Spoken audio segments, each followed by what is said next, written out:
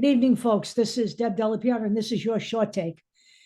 So I just want to spend 10 minutes here talking about the voting process. Now, I don't want to hear any more of the shit that the two parties are the same. They aren't, okay? They aren't. That's a 2016 rally cry, and it wasn't true then, and it's not true now, okay? All you've got to do is look around and see who are the perpetrators in this equation, and take a look at just exactly who is leading us down the road to fascism. And I mean, I cannot overstate this, okay? We are in serious trouble here if the left decides to take the midterms off. And, you know, you do so at your own peril and at the peril of everybody else in this country, quite frankly. So let's talk about, let's take, for example, I don't think anybody's got a choice but to vote Democrat, okay? This is, we're in a situation right now where you either care about democracy and freedom and rights, or you don't. And if you don't, then you probably don't because you're a straight white male, because pretty soon that's all this country is going to serve, all right? And I'd like to remind you that 51% of the population now is female. I'm expecting a big turnout, ladies, because they're fucking us over here, all right? So we know we have problems in the Democratic Party. I can think of two people who have problems. Kirsten Sinema is one, and Joe Manchin is another. But, you know, if you elect seven senators, then you render both of them moot points. They are up for re-election in 2024, and they should be giving primary challenges, regardless of how it turns out, because quite frankly, they vote more with the GOP than they do with the Democrats. So they're useless to us. So let's do what we need to do in the midterms, render them irrelevant, and then get them the hell out of the party in 2024. Okay? That's the plan here. But what I'm telling you is, this is what I'm going to tell you. If you think you can sit out the midterms and then we could just fix everything in 2024, I'm going to tell you this right now, and you need to mark my words. If you put the GOP, if you allow the GOP to take power back, we will not see another legitimate election for a very long time. It's a very difficult thing to fight your way out of a fascist dictatorship. But we are staring right down the barrel of right-wing authoritarian fascism in this country. All you had to do was listen to Donald Trump's speech from Ohio to know that. If you haven't figured that out by now, I can't help you. But I want to talk specifically right now about, let's say, making our government more representative. So I'm talking to my gay and lesbian brethren here. Let's take a look here. There's this thing called LPAC, okay? And LPAC, right here, we have LGBTQ people running at all levels of government. We have them running at the federal level. Becca Balint right here, she's running for the House in Vermont. Sharice Davids, she's running for the House in Kansas.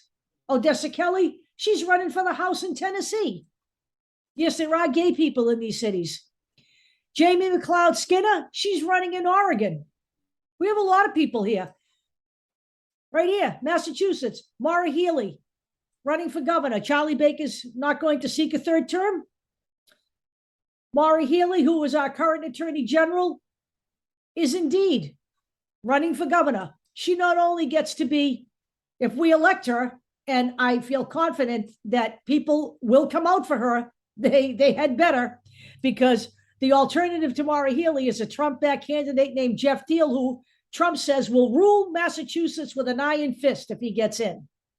We don't fucking want that here in Massachusetts. We don't need any maggots in this city and in this state, as a matter of fact. Maura Healey will not only be the Massachusetts' first female governor, she will be Massachusetts' first LGBTQ governor. We have Chris Mays running for attorney general in Arizona. God knows Arizona needs help, folks. Get your asses out there. We have Liz Bennett running for state senate in Iowa. We have people at all levels, okay? State Senate, Erin May Quaid running for Minnesota. In the State House, Alaska, Jenny Armstrong. Arizona, Lorena Austin. Kelly Cassidy, State House in Illinois. This is LPAC, okay?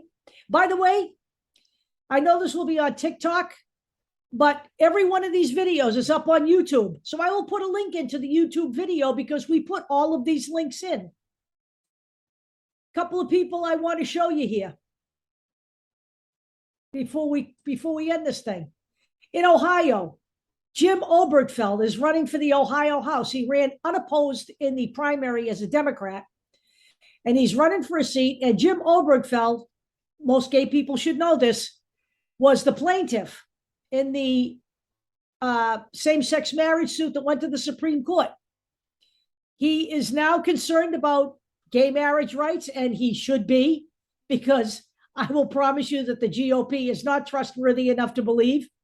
And I also don't trust the Supreme Court, and nobody should.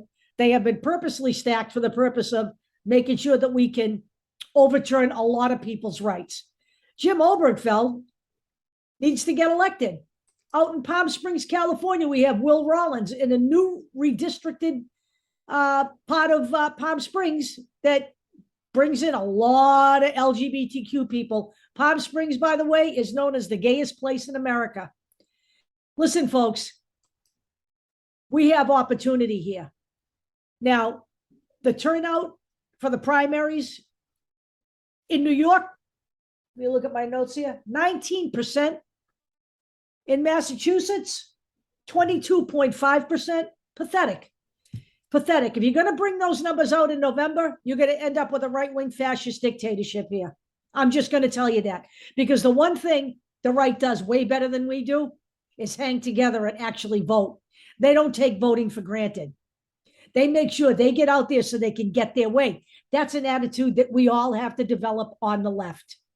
There's no reason to not vote. You can vote by mail now. It's a fucking breeze, okay? I did it in the primaries, okay? It happens, right? It's a no-brainer, folks. They can't make it any easier for you.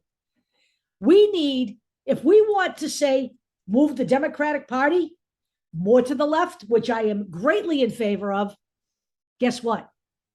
You have to do that at the primary stage. You're not doing that at the November stage in the national, because you've already determined who the candidates are going to be. You got to get in on the ground level, folks, if you really want to have an impact. It is time, folks, for everybody to understand this. We are in serious danger of losing our democracy. That is not a lie. If you haven't been following the J6 committee and everything that's going on with the Justice Department, then you're woefully uninformed. We are right on the edge here. And you know what? They can't arrest these people fast enough to save our democracy. It's on us to vote them out. And then we can get them arrested. It's a lot easier to arrest them as private citizens than it is as politicians. But right now, we have 147 sitting legislators who voted to overturn a legitimate election. And out of the 535 House candidates that are running, 199 are election deniers. I leave you with that thought. If you do not participate, do not come whining to me, Argentina. I'll talk to you all later.